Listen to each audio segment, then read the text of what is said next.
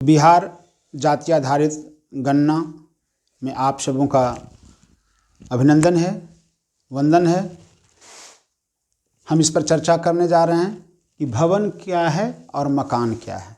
भवन और मकान को हम कैसे अलग समझेंगे, और हम ये बताना चाहते हैं कि बिहार जाति आधारित गणना 2022 ये चार्ज मखदूमपुर के लिए यह वीडियो मुख्य रूप से बनाया जा रहा है, क्योंकि हमारे मास्टर ट्रेनर के द्वारा जो बातें भवन और मकान के बीच में अंतर बताई गई हैं, हम उन्हीं पर चर्चा कर रहे हैं। तो हम इसके परिभाषा में न जा कर के कुछ उदाहरणों के द्वारा हम इसे समझेंगे कि भवन क्या है और मकान क्या है। एक संरचना में भवन की संख्या हम कैसे देंगे और मकान की संख्या हम कैसे देंगे।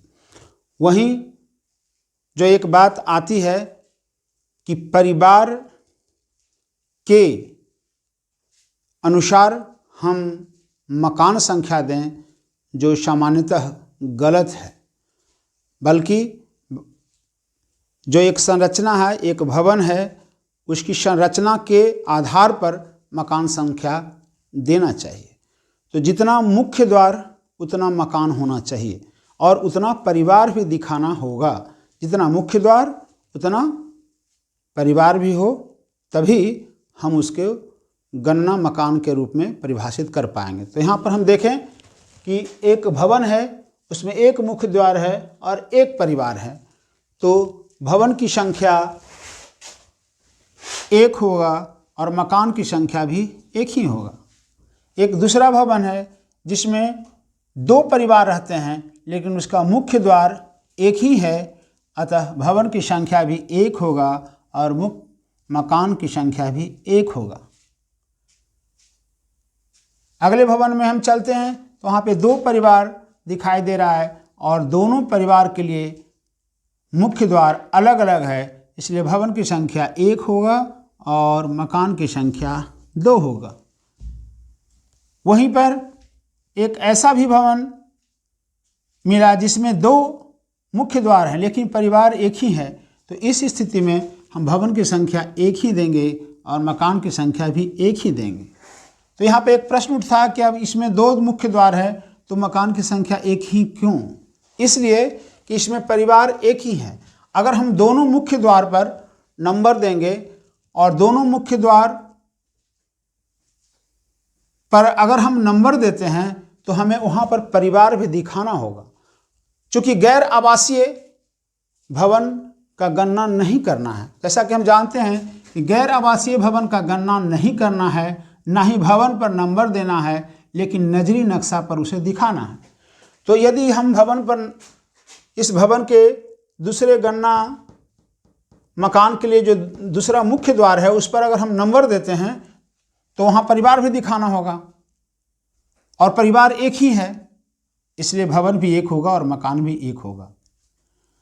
आगे चलें कि एक संरचना है जिसमें दो मुख्य द्वार है, उस भवन में दो मुख्य द्वार है और परिवार तीन है, तो भवन एक होगा और मुख्य द्वार दो है, इसलिए मकान भी दो होगा।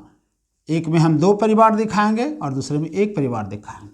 वहीं चलते हैं इसी तरह के बहुमंजिला मकान में कि एक दो मंजिला मकान है और दोनों मंजिल पर एक एक परिवार रहता है, तो भवन एक होगा और मकान दो होगा।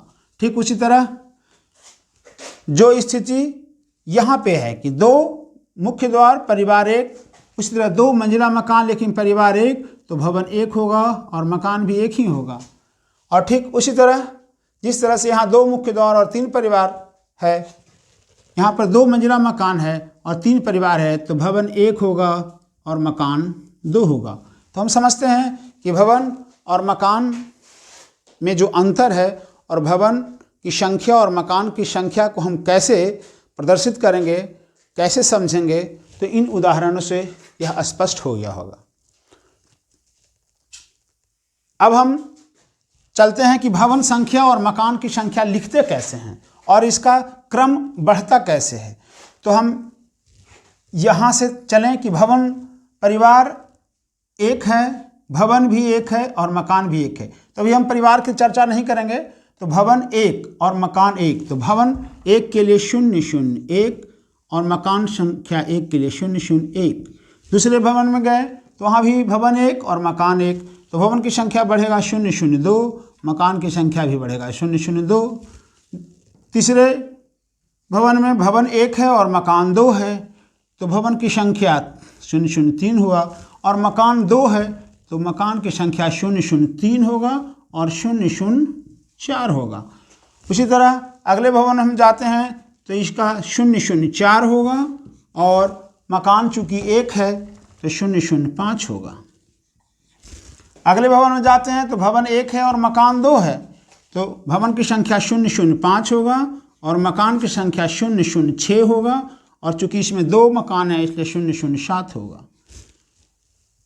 इसी तरह हम 2 मंजिले मकान में भी इसी तरह से नंबर देंगे, और भवन संख्या और मकान संख्या कोई ज़रूरी नहीं है कि दोनों एक समान हो, कंडीशन आपके सम्मुख है। तो निश्चित रूप से हम इसके बाद हम अगले वीडियो में भवन, मकान, परिवार की संख्या और परिवार के क्रम संख्या पर चर्चा करेंगे।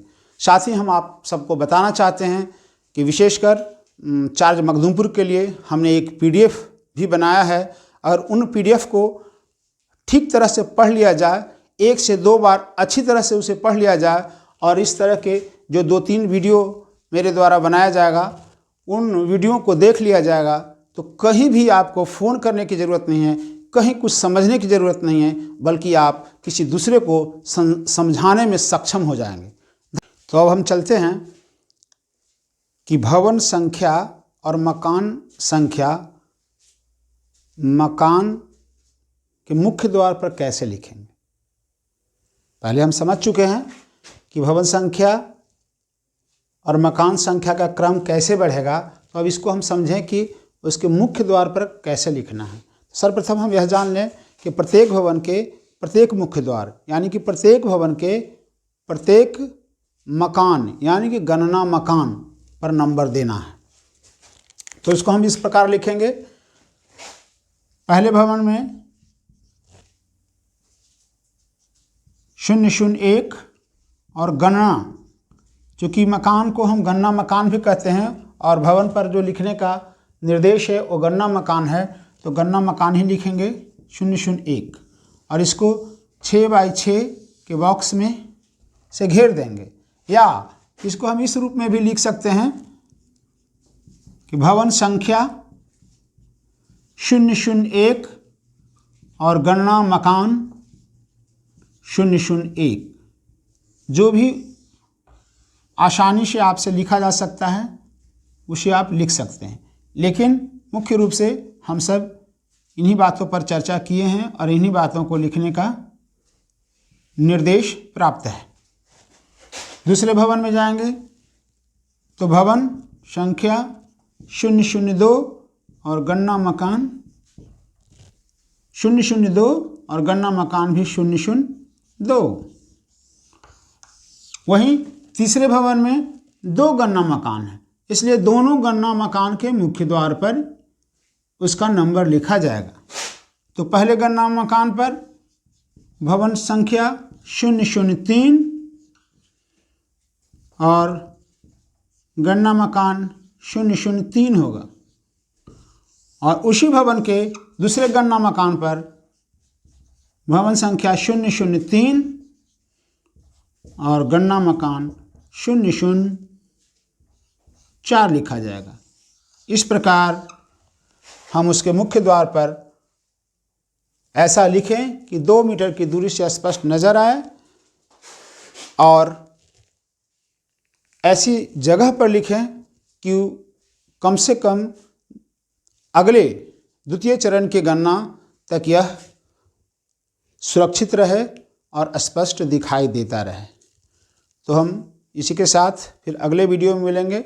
उस वीडियो में हम बात करेंगे भवन, मकान, परिवार संख्या और परिवार का क्रम संख्या। धन्यवाद।